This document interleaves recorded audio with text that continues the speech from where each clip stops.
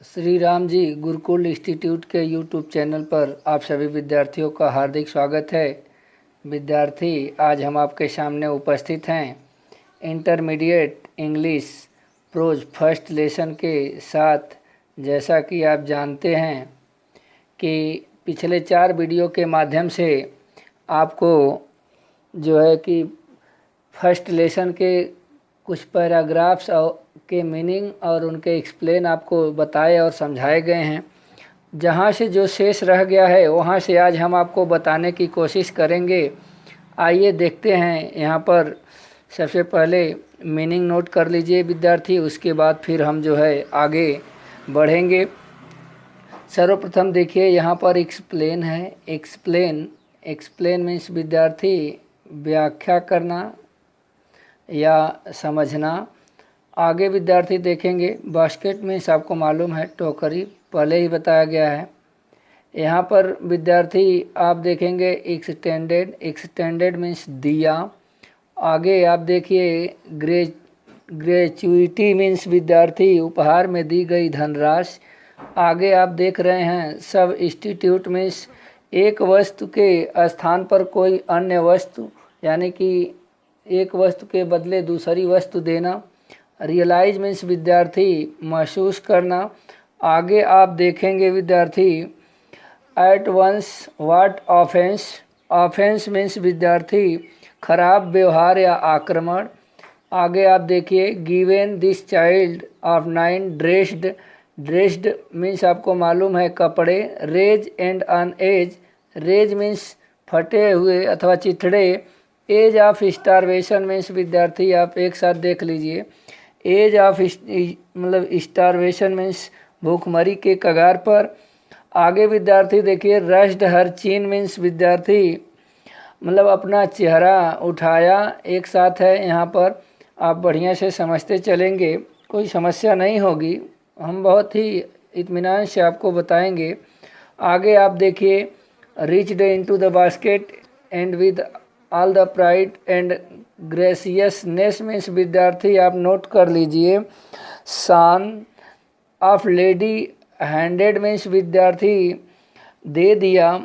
आगे आप देख रहे हैं the money into the back to me there was only one things I could do I bought a basket. She wiped means पोंछ डाला या पोंछ लिया।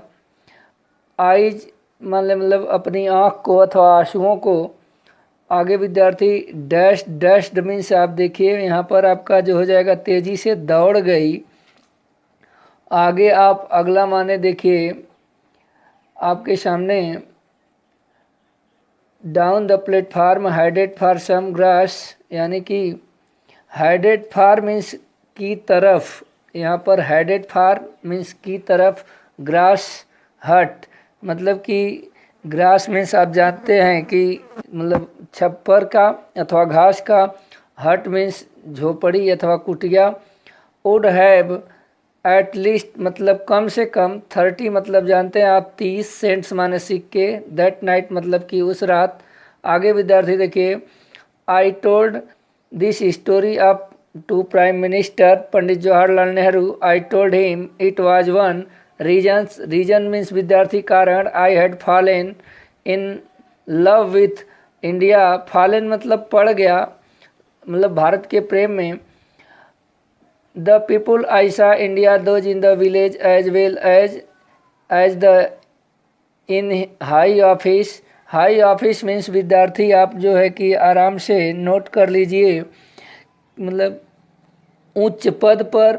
आगे आप देखेंगे यहाँ पर देखिए लाइवली सेंस मीन्स विद्यार्थी आपका हो जाएगा यहाँ पर उत्साह वाली भावना, लाइवली सेंस है। आगे आप देखिए डेसेंसी मीन्स विद्यार्थी आप नोट कर लीजिए शिष्टाचार। सिटीजन मीन्स आपको मालूम होना चाहिए जो है कि नागरिकता। स्क्वालर मीन्स गंदी स्थिति। आगे आप मतलब निचली लाइन में है, आप यहाँ पर देखिएगा स्क्वालर मीन्स लंबी स्थिति। पैशन मीन्स आप जानते हैं तरीका। इंडिपेंडेंस मीन्स आपको मालूम है। अनएजुकेटेड मीन्स विद्यार्थी अशिक्षित। आगे आप देखिए यहाँ पर है इन बोथ, मतलब कि दोनों, बोथ मीन्स विद्यार्थी दोनों, ग्रामर मीन्स मतलब आपको मालूम होना चाहिए मतलब व्याकरण, और मैनर्स मीन्स तरीका। हैड गिवेन ग्लिम्पेस, ग्लिम्पेस मीन्स विद्यार्थी, आप यहाँ पर देख लीजिए, ग्लिम्पस मीन्स आपका हो जाएगा झलक, ग्लिम्पस मीन्स विद्यार्थी आपका हो जाएगा झलक। आगे आप देखेंगे the warm soul of India, warm soul of India means प्रसन्नचित्त एवं जो है कि प्रसन्न व्यक्ति। आगे विद्यार्थी आप देखेंगे यहाँ से इस लाइन का आप अर्थ समझने का करें, मतलब कोशिश करेंगे। लेखक कहता है I tried to explain, I tried to explain that I could not buy the basket, but extended the gratuity as substitute। मतलब कि विद्यार्थी, लेखक कहता है मैंने समझना चाहा कि मैं टोकरी तो नहीं खरीद सकता था, किंतु उसके स्थान पर कुछ उपहार दे रहा था।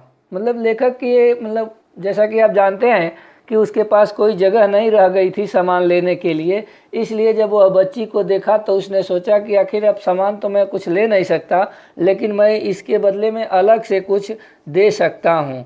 तो देखिए क्या करते हैं, जब देने की कोशिश करते हैं, लेखक कहते हैं I realise at once what offence I had given this child of 9 dressed in rags and had on edge of starvation. आगे विद्यार्थी देखिए कहते हैं raised her chin reached into the basket with all the pride and graciousness of lady handed the money back to me. मतलब यहाँ तक विद्यार्थी आप देख लीजिए एक साथ। उसके बाद बैक टू मी तक का यहाँ लेखक बताता है, बैक टू मी तक आप यहाँ से अर्थ देखेंगे। लेखक कह रहा है कि मैंने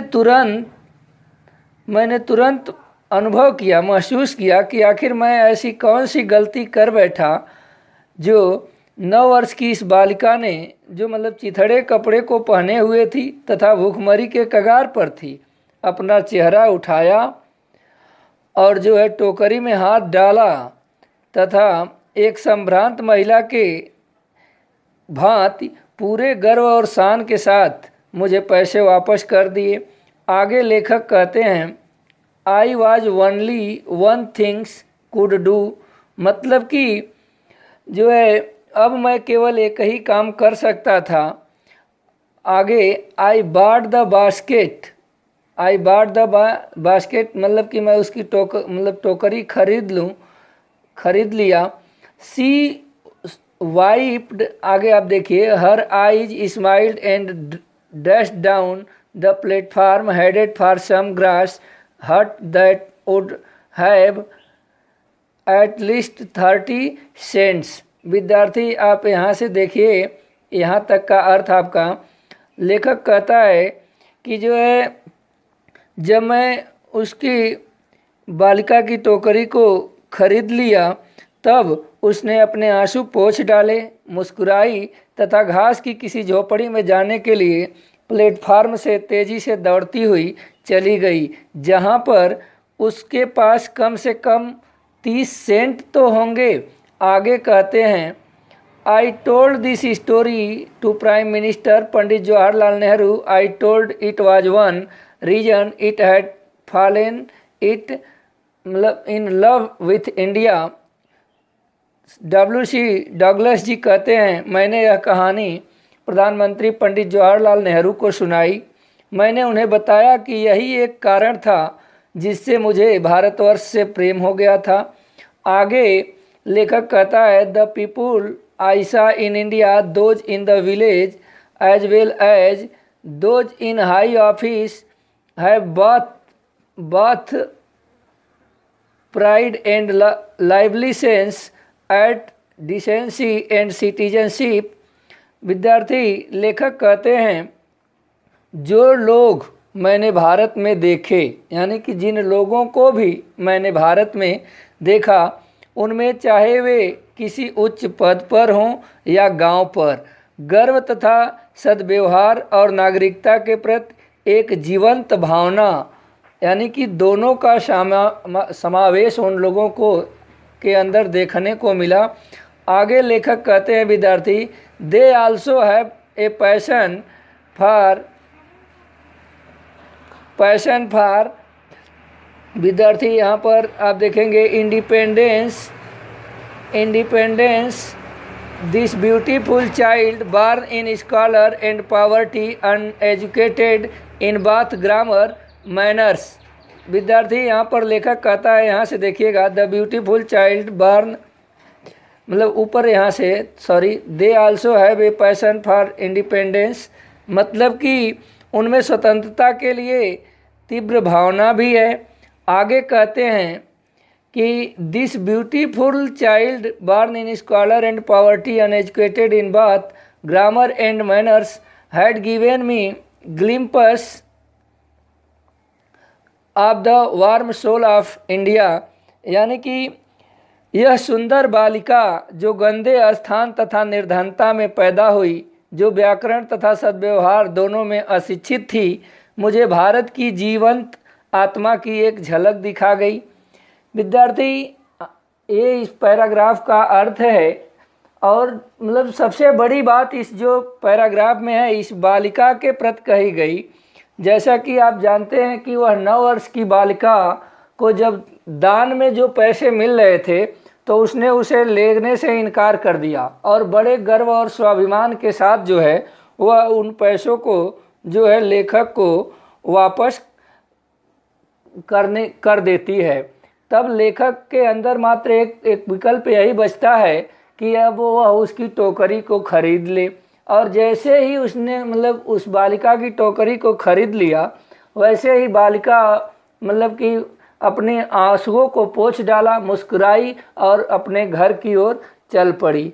लेखक को यह बात बहुत ही जो है प्रभावित की। उसने इस बात को पंडित जवाहरलाल नेहरू को कहा और उनसे यह बताया कि यही एक कारण है कि जो मुझे भारत से प्रेम हो गया। यहाँ पर ऐसे ऐसे लोग हैं जो भूखमरी के कगार पर है, फिर भी अपने आत्मसम्मान और जो है कि मतलब कि अपने मतलब जो उनका वैभव है उससे वो समझौता करने के लिए राजी नहीं होते। इस प्रकार आपका यह अध्याय समाप्त होता है। फिर हम आपसे विद्यार्थी अगले वीडियो में मिलेंगे इस अध्याय के एक्सरसाइज के साथ। तब तक के लिए आप लोगों को हरिओम, धन्यवाद। आप लोग मीनिंग को तैयार कर लीजिएगा तथा याद कर लीजिएगा। उसके बाद जो है हम आप लोगों को इस पाठ का जो है और जो एक्सरसाइज है, प्रश्न उत्तर हैं, उनको भी लेकर आपके सामने उपस्थित होंगे। आपको अच्छी से समझाने की कोशिश करेंगे। यदि आज का तरीका आपको अच्छा लगे तो वीडियो को जब आप देखते हैं तो लाइक, कमेंट और जो अपने इष्ट मित्र हैं उनके पास भी शेयर कर देना चाहिए। बाकी आप खुद समझदार हैं। जय हिंद, जय भारत।